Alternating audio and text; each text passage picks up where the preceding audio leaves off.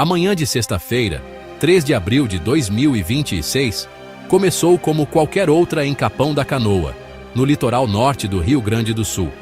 O sol brilhava e a brisa do mar trazia uma sensação de normalidade para a cidade. No entanto, por volta das 10h38, essa tranquilidade foi violentamente quebrada. Um som ensurdecedor rasgou o céu. Era o som de um motor falhando, seguido por um estrondo devastador.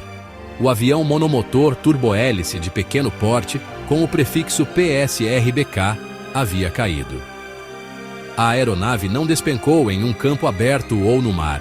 Ela atingiu em cheio uma área urbana, caindo sobre um restaurante na movimentada Avenida Valdomiro Cândido dos Reis, no bairro Parque Antártica. O impacto foi instantâneo e catastrófico. O avião, um Piper Jet Prop DLX, transformou-se em uma bola de fogo ao colidir com o solo.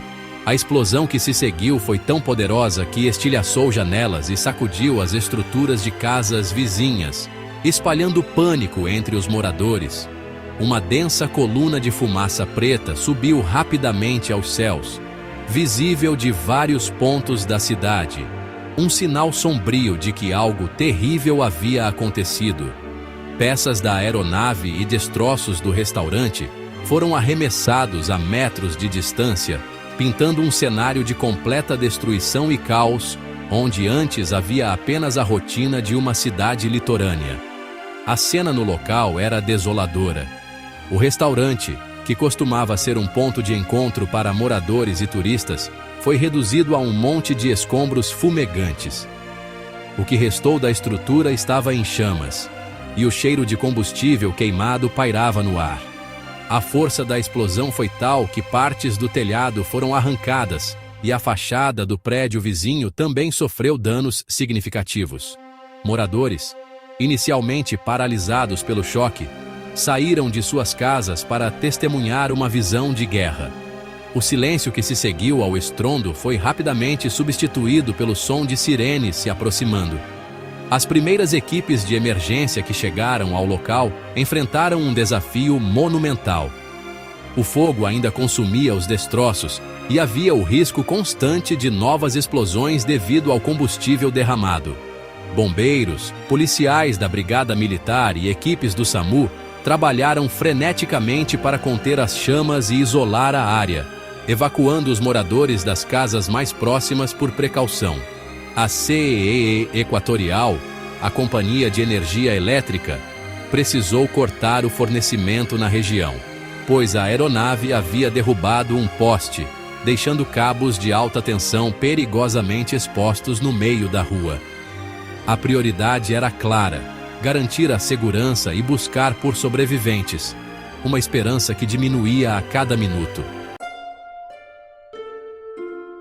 A bordo da aeronave PSRBK, 4 vidas foram tragicamente interrompidas no momento do impacto. Não houve sobreviventes. Entre as vítimas estavam o casal de empresários Luiz Antônio Ortolani e Débora Belanda Ortolani. Eles eram figuras conhecidas e respeitadas em Ibitinga, no interior de São Paulo, cidade famosa como a capital nacional do bordado. Juntos, eles eram sócios e a força motriz por trás da Feira do Bordado de Ibitinga, um dos eventos mais importantes do setor têxtil no país. O casal dedicava a vida a promover o trabalho de artesãos locais, gerando empregos e impulsionando a economia da região. Sua perda representa um golpe profundo, não apenas para seus familiares, mas para toda uma comunidade que dependia de sua visão e empreendedorismo. O piloto da aeronave era Nélio Peçanha, também conhecido como Nélio Maria Batista Peçanha. Um profissional experiente, com muitas horas de voo em seu currículo. Ele era o responsável por conduzir a aeronave em sua jornada. A aviação era sua paixão e seu ofício. Amigos e colegas o descrevem como um piloto cauteloso e competente, o que torna as circunstâncias do acidente ainda mais intrigantes e dolorosas para aqueles que o conheciam. Naquele dia, ele estava encarregado de uma rota que parecia rotineira, mas que terminou de forma trágica, ceifando sua vida e a de seus passageiros no cumprimento de seu dever. A quarta vítima fatal foi Renan Saez.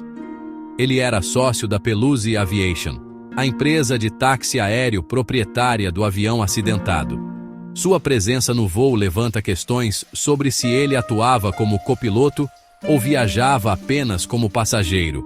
Independentemente de sua função a bordo, Renan era um jovem empresário do setor da aviação, um mundo que ele conhecia bem. Sua morte prematura representa uma perda significativa para a empresa e para o setor, interrompendo uma carreira promissora e deixando um vazio entre seus colegas, amigos e familiares, que agora buscam entender o que aconteceu nos momentos finais do voo PS-RBK. A morte dessas 4 pessoas deixou um rastro de luto e consternação que se estendeu de São Paulo ao Rio Grande do Sul. Eram indivíduos com histórias, sonhos e famílias que aguardavam seu retorno. Luiz e Débora estavam construindo um legado no setor de eventos. Nélio era um guardião dos céus, dedicado à sua profissão. E Renan era um empreendedor com um futuro brilhante pela frente. A tragédia em Capão da Canoa não foi apenas a queda de um avião, mas o fim abrupto de 4 jornadas de vida. Uma perda irreparável que ecoa nas comunidades que eles deixaram para trás. A jornada final do Piper Jet Prop DLX, prefixo PS-RBK, começou em São Paulo, longe do cenário litorâneo onde encontraria seu fim. A aeronave decolou com destino ao sul do país, cumprindo uma rota planejada que envolvia múltiplas paradas. O plano de voo indicava uma viagem que conectaria o centro econômico do Brasil ao seu extremo sul. A primeira parte do trajeto ocorreu sem intercorrências, um voo tranquilo que levou a aeronave e seus ocupantes iniciais, o piloto Nélio Peçanha e o empresário Renan Saez, até o estado de Santa Catarina. O céu estava claro e as condições pareciam favoráveis. A primeira parada programada foi no aeroporto de Criciúma, em Santa Catarina. Ali, a aeronave pousou para uma escala técnica de reabastecimento. Esse é um procedimento comum em voos de longa distância, com aeronaves de pequeno porte, garantindo a autonomia necessária para completar a viagem com segurança. Após o reabastecimento, o PS-RBK decolou novamente, desta vez com destino a Capão da Canoa, no Rio Grande do Sul.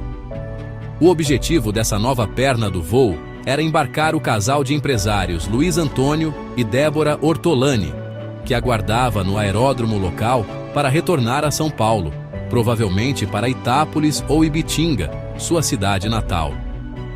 A chegada em Capão da Canoa transcorreu normalmente. O avião pousou no aeródromo da cidade e o casal Ortolani embarcou, juntando-se a Nélio e Renan para a última etapa da viagem.